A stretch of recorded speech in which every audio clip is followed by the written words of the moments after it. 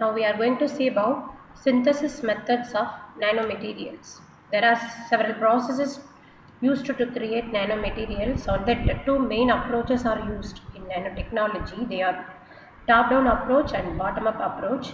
From this image, we can see the method representation, that is top-down approach refers to the slicing or cutting of bulk material to get nano-sized particles. This approach includes ball milling, photolithography, etching, sputtering, and some other methods also. And from this bottom-up approach refers to the build-up of material from bottom, that is atom by atom, molecule by molecule, or cluster by cluster to the nanoparticles. This approach has following processes known as chemical precipitation, sol-gel method, solvothermal method, hydrothermal method, etc. So material chemists are largely focused on the bottom-up approach to synthesize self-assembly of nanoscale species. So we are using various techniques for synthesis of nanoparticles, but the attention of many scientists is focused on the development of a new method of new methods for synthesis and stabilization of nanoparticles nowadays. More attention is paid to monodispersed and stable particle formation. So different kind of nanomaterials are formed like metals, metal oxides, sulfides, polymers, partial nanoparticles, nanocomposites, etc., which are broadly classified into two categories, namely physical methods and chemical methods. Now we will see about only chemical methods for the synthesis of nanoparticles. They are chemical vapor deposition, vapor phase synthesis, hydrothermal synthesis, sol-gel technique, sonochemical method, and microemulsion technique. In this, chemical vapor deposition is a chemical process used to produce high purity, high performance solid materials.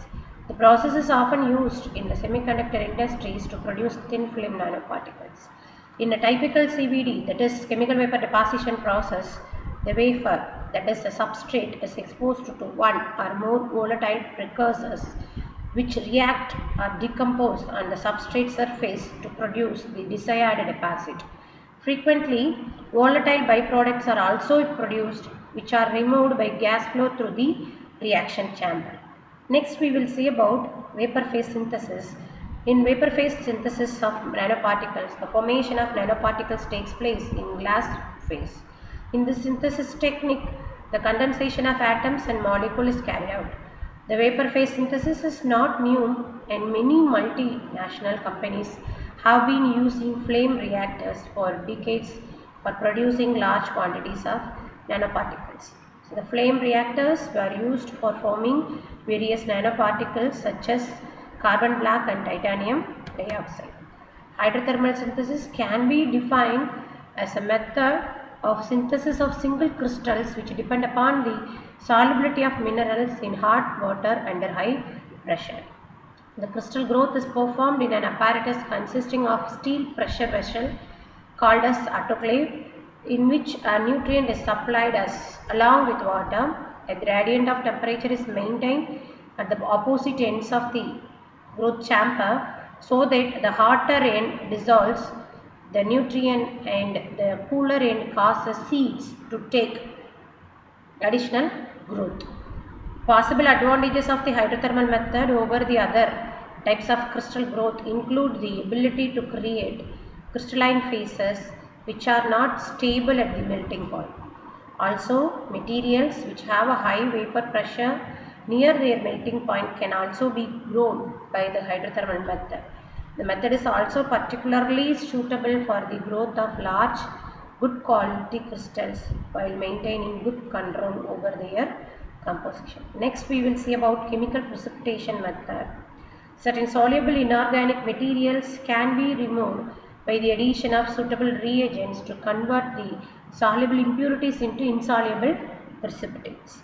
These precipitates can flocculate and removed by sedimentation. The extent of removal depends upon the solubility of the product, and this is usually controlled by factors such as pH, temperature. Chemical precipitation can be used in industrial, wastewater treatment. Next we will see about microemulsion technique. This is a new technique which allows preparation of ultrafine metal particles within the size ranges from 5 nanometer to less than 50 nanometer in its diameter.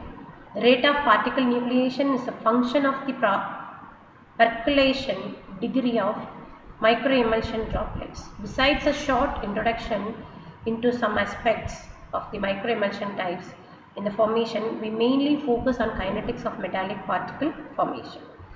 We have to know about the effect of stabilizer, that is emulsifier type, and the concentration, and also the type of continuous phase, reducing agent and additive and the particle formation. Influence of several other parameters also considered, such as temperature, incident light, and the nature of metal salt, and also the reaction conditions. These results indicate that the nature of stabilizer, that is emulsifier, the surface activity of our additives, and the colloidal stability of microemulsion droplets play a decisive role on particle size and the distribution during the preparation of nanoparticles. Finally, we will see about sonochemical technique. In this technique, nanoparticles are prepared by irradiating the aqueous or organic dispersion of precursor materials using an ultrasonic probe at room temperature. The size of particle obtained in this method mainly depends upon the solution concentration and the time of sonation. Thank you.